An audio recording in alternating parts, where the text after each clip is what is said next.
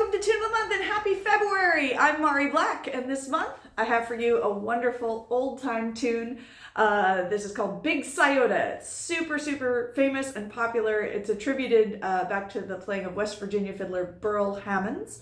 But the version I'm going to play for you today comes from this wonderful old YouTube video of Ungar and Bain playing together. And of all the versions of Big Scioty that I have heard and loved and played, this one totally grabbed me. So I sat down and transcribed it, and I've been playing it, and then a bunch of you guys said, do it on Tune of the Month. So here it is, Big Scioty.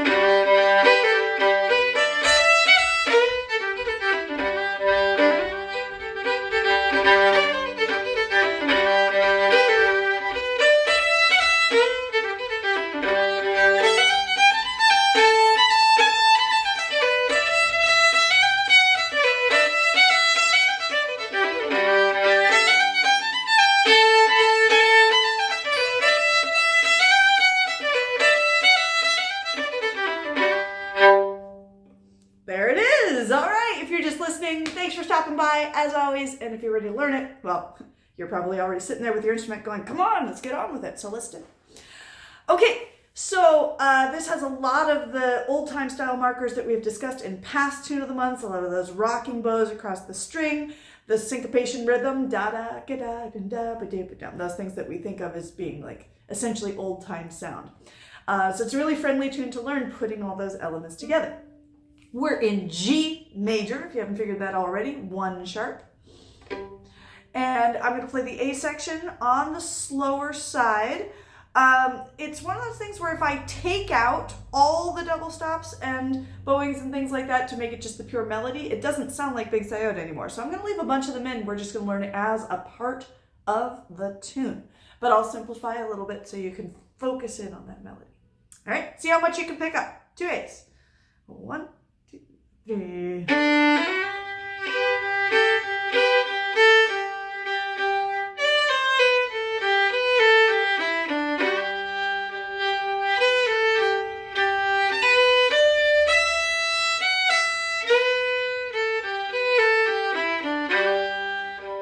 Repeat, part 1.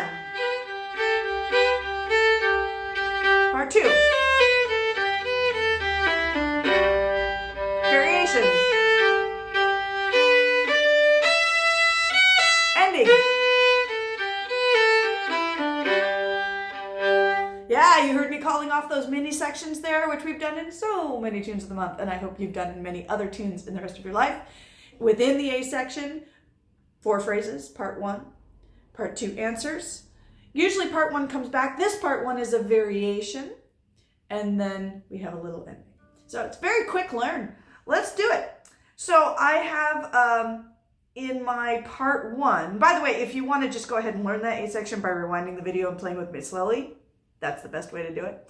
But I'm going to break it down a little bit more in case that's helpful for you. Part 1 is going to start with a triplet pickup. And I'm going to make it a leaning pickup, slurring down bow into the downbeat. Right, that third finger G there is the downbeat, and 1.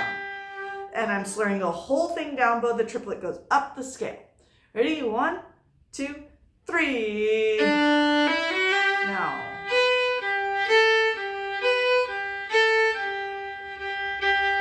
That's part 1. And that starts right out with that wonderful rocking bow. I'll start on the downbeat.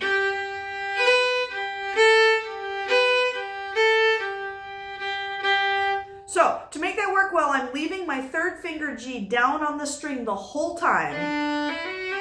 Now I'm going to cross.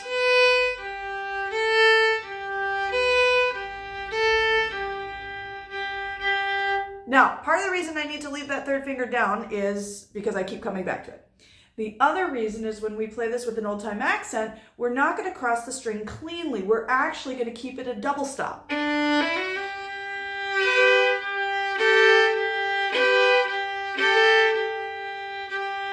see, it already sounds more old timey, right? I call this like a leaning string crossing, because to get the melody here, I just kind of lean my arm level into the next string to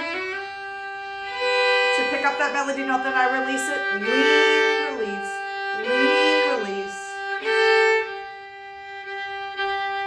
Try it again. And you're catching the bowing, by the way, right? I stay down bow, down, up, down, up, down, up. And that's because that higher note on the A string, that is the melody. I need that to be down bow. So it's a big long down bow slur at the beginning between the pickup slurring in, the downbeat itself, the G, and then the next melody note, this first string crossing. So you got to save your bow at the beginning. Let's try it again, part 1.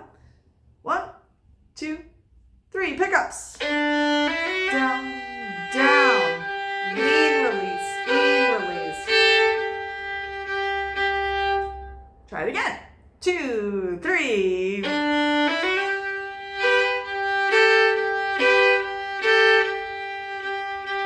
Nice. One more time. 2, 3. Get those double stops.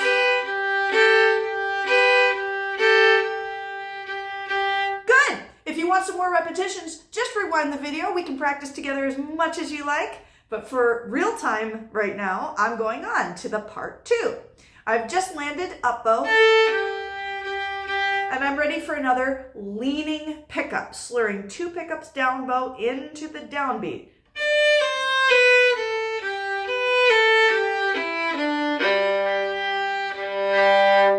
Yeah, okay. So my 2 pickups go down the scale, down the G major scale, right?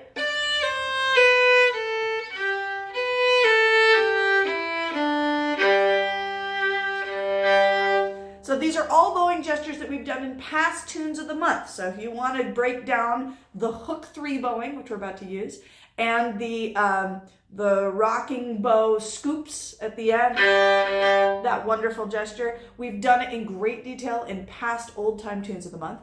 Or you could just pick it up quickly here. I'm going to go through it a little bit quickly. My downbeat is down bow with the leaning pickup preceding. Down, 2, 3, slur. That's the hook 3 bowing that I use all the time. Down, 2, 3, slur. Sounds great. It's used in all styles of fiddling. The old time really likes it because it puts that nice gliding slur through the middle of the bar, which gives a little bit of an offbeat feel and also kind of like a smoothie drawly feel. So it's a great bowing to just use down the board, all your styles. Try it again. Leaning pickup into a hook 3. Now the old time scoop. It's on the G, but I'm going to use a rocking bow. Right? So I use the open G and lean into the double stop on the down bow. Now I'm gonna scoop up. Do the same thing on the up bow. And that's that syncopated rhythm that with the rocking bow that everybody loves to talk about as like the marker of old time style. That's how you do it. So I have my octave G, open G string, and third finger set to go. And I keep my third finger down, of course. In old time playing, always keep fingers down because they'll be used for double stops. And then my bow goes just the G string, lean in for the D, just the G string, lean in for the D again. Let's do all of part 2. Leading pickup. 2, 3. Hook 3. Here it is. Scoop. Now, I can play that 2 ways. I can play with the open string. If I want a little variety, the first time, I can do that. Very cool. Okay, part 2 again. 2, 3.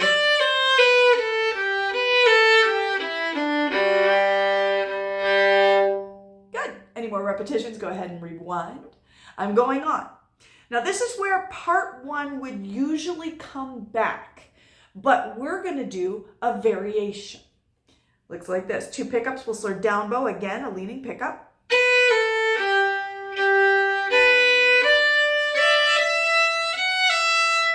Yeah, so it's kind of nice to lose the running note for a second. This is G major, arpeggio, right? Root, 3rd, 5th, and now, oh, such a money moment. We're going to use the rocking bow syncopation on a unison E. Okay, so that's the 4th finger and the open string unison together. Got it? All of part 1 variation. 1, 2, 3.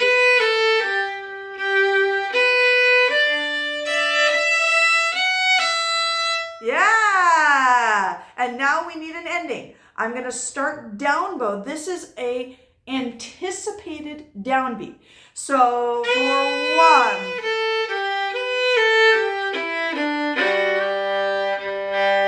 it just means I lean on that, I land on this B note early, down bow, for 1.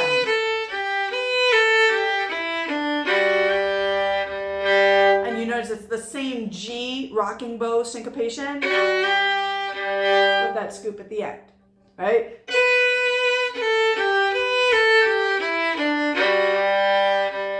And the notes are basically identical to part 2. Hey, how nice. All right, and that gives us the whole A section. Not a whole lot of new bow choreography in here. We just use lots of that rocking bow string crossing. Most old-time tunes of this ilk, the kind of Appalachian Southeast area, in this case West Virginia originally, they use that a lot, and it's a great thing to have in your arm. Feels really good, super fun to play. All right, let's put the whole A section together. You ready for part 1? Triplet pickup slurs down bow, and ready for the rocking bow string crossings. 1, 2, 3.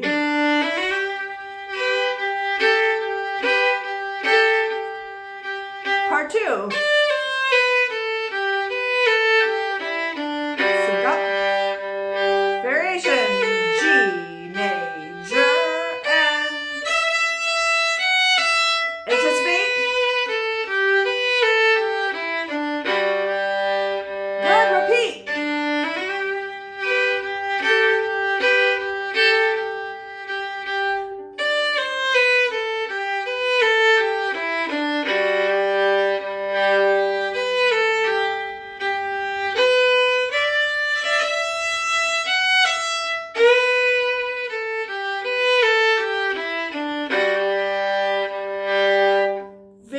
Very nice. All right. So you can hear that is when we're leaving in the double stops, right? Gluing fingers down so that way the bow can pick up both strings, right? Either with the lower string or with the above string. You're getting all the drone double stops and all the rocking bow sound that we attribute with this tune, even at a slower tempo. Now, when it starts to move faster, it's going to be even easier to get that rocking feel because the string crossings will happen more quickly as long as you're leaning in and out, in and out, in and out. Don't try and cross the string fully, and make sure your left hand fingers are glued down so the right pitches are already there and ready to make the double stop for you. Okay, so you can practice that, rewind, pause, whatever you need to do with the video to get that A section feeling good, and I am going on to the B section. All right, I'm going to start by playing 2 Bs. It's a little bit under tempo. See how many structures you can recognize and pick up right here, right now. Ready? Okay. 1, 2, 3.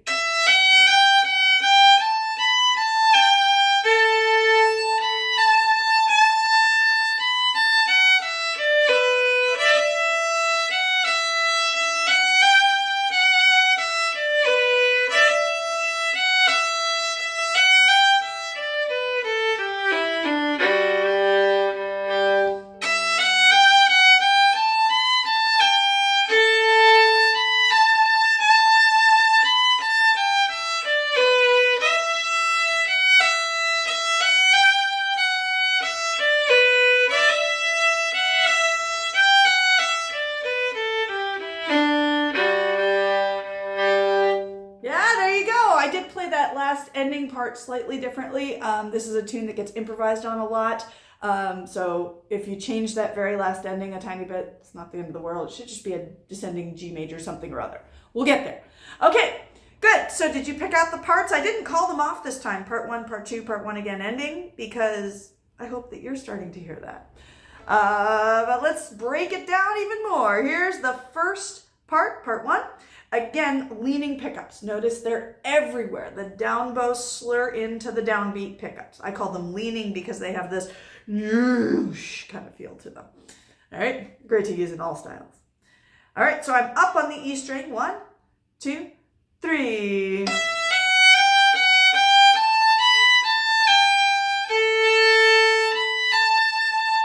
All right, well, let's start with the obvious. Did you catch the rocking bow syncopation at the end? Right? This is on the A octave instead of down on the G octave, but the bow does the same thing, right? Open A, lean in to catch it. Good. All right, and now right before it, pickups go up the scale. Neighbor tone. Now that's an important bowing moment because that bar ends in a quarter note. Da da da da da da da. And if I want to be down bow for the rocking string crossing, which I need to be, I have to end that last bow up bow. So I'm going to use that wonderful gesture that we call all the time scooping the up bow. I call it a scoop because it feels like that, right? That I'm scooping up that quarter note into my up bow and then I'm ready. Yeah? Let's try it. Whole part 1. Slur leaning pickups down bow. 1, 2, 3. And down 1. Rocking bow. Good. Do it again. 1, 2, 3.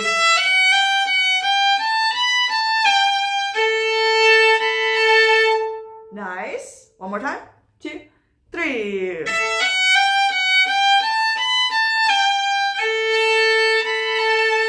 Good. Going on. Next part, I have an anticipated downbeat just like we did in the ending of A section. 4, 1.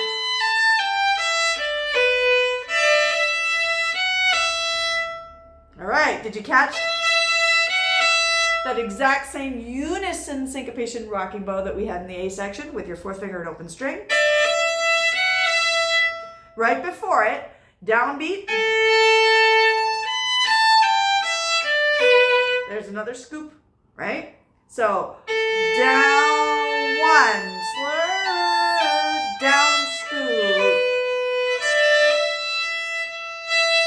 So it feels like that's a lot of slurs. You're right, but they're all parts of patterns we already know, right? Down bow pickup anticipation. Slur up bow 3. 1, 2, 3. Quick down, scoop up. So it sounds so rocky and swingy and old-timey because we have a lot of up bow slur gestures between the 3 note and the scoop and then the syncopation that comes after, right? Try it again. Part 2, all the fun bowings. Anticipate the downbeat. 1, 2, 3, 4, 1.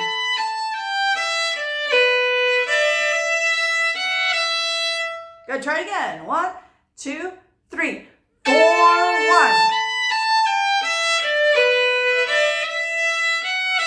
One more. 2, 3. 4, 1. Good. I'm going on. Part 1 variation does a similar thing to the A section.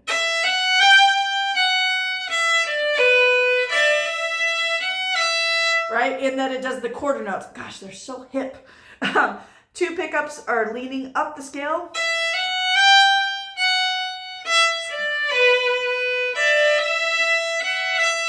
This time the quarter notes go down the scale and there's a little scoop at the end. Did you catch it? Down the scale, scoop up. And now our unison syncopation again. This tune sure likes that gesture, doesn't it? Once you have it once, it's like, oh, I can put that in. Do it again, variation. Pick up, slur down bow. 1, 2, 3. Quarter note down the scale, scoop up. Good, one more time. 1, 2, 3.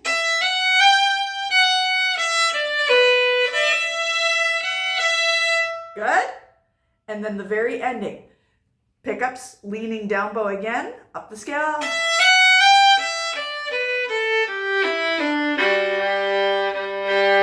And then back to our G sync up at the end. Good. And coming down, this is the part that I was saying you can sometimes kind of improvise. Exactly what Allie and Jay do is this. Up the scale.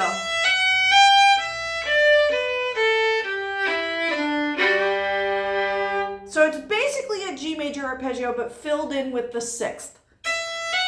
Evens, T, odds, T. It's actually the 6th and the 2nd, but you get it.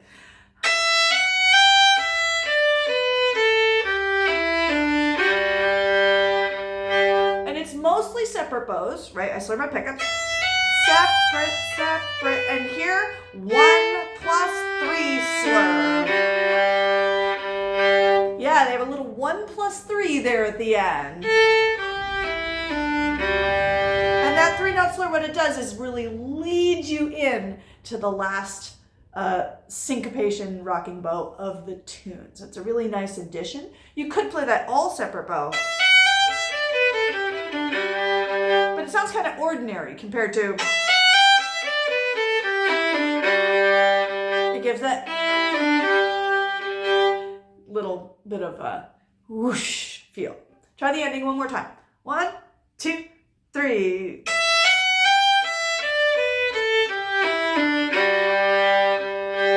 Yeah, one more time. 2, 3.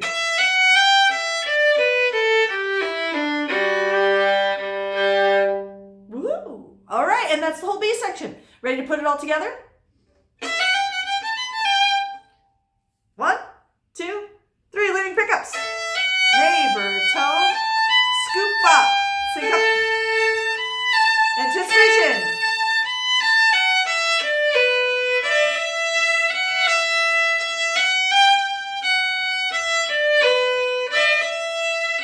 Ending.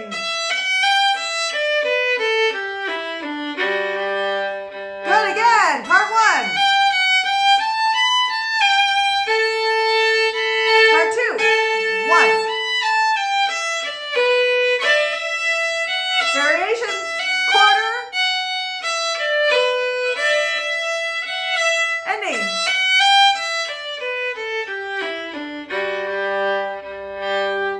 And there it is. That's the whole tune. Well done, guys. So you want to get it stuck in your ears, right? So you're always following the sound of the tune. I like singing along and getting it stuck in my head that way, because then if my fingers get lost, I can just kind of follow the sound of my singing voice through the tune, right? And I don't have a good singing voice. I have a functional singing voice. So I use it to help me learn tunes. I highly recommend you do the same. Okay, so that's not just the basics of the tune, because we learned it with all the rocking bows and double stops kind of baked in. But what you'll notice is as you start to take it a little faster, there are even more opportunities to add drone double stops, right? If you're leaving fingers down, I'll go back to the A section.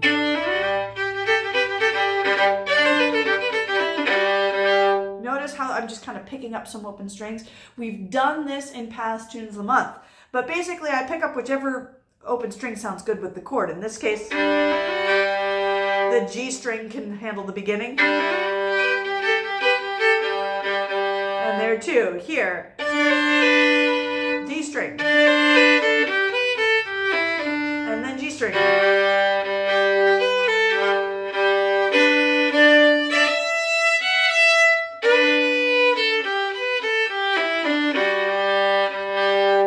So I'm not necessarily playing it through every note. I tend to be on the downbeats, on strong beats. I'll pick up a drone double stop and then release it in the middle of the bar. That keeps it from sounding too heavy and pedantic. We've worked on this in past tunes of the month, but this is a great one to practice it on.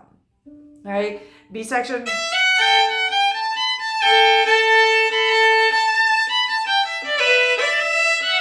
I'm a little lighter with my drones there, because if I use the A string, do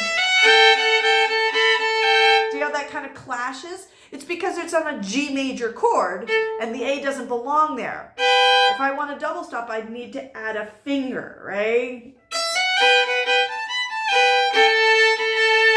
Right? And that can sound old-timey. I don't like too much of the finger double stop droning through there. That starts to sound a little more bluegrassy in Texas to me, as opposed to Appalachian Southern, which uses more of the open string. But you can play around with it and, you know, go with your taste. This tune has traveled around enough places that if you're not like pure Appalachian, it's gonna be okay. But go with what your ear likes, what you hear and you go, ah, that's part of the style. That's what I recognize. All right? So you can play around with those Jordan double stops. The other thing you can play around with, I alluded to it at the beginning of playing through the B section when I changed the ending by accident. Rather than, if you're playing by yourself, you can kind of improvise. By yourself, I mean if you're the only melody player. You can improvise, controlled improvisation here.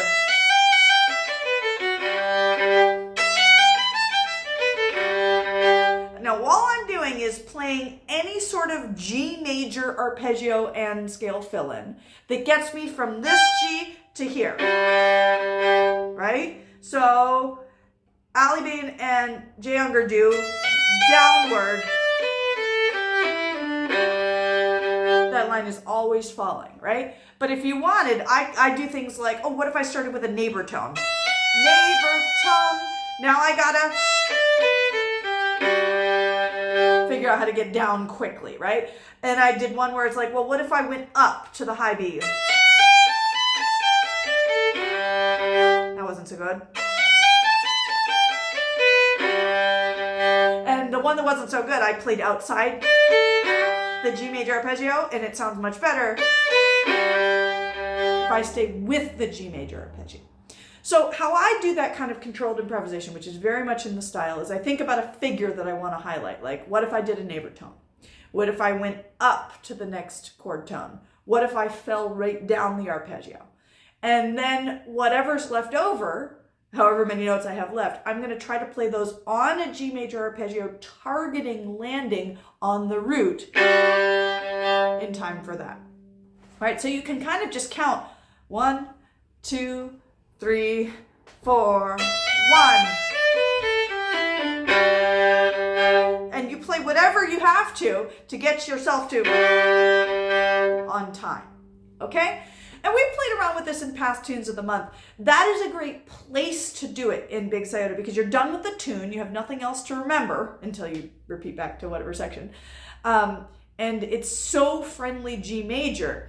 There are about 50 different roots more through that one measure that all work and would all be acceptable. So it's a great place to practice that controlled improvisation skill that we love in the old time style. There are other places in the tune you can do that too. Basically any little connector in the turnarounds or the endings where you can do the same thing, right? Instead of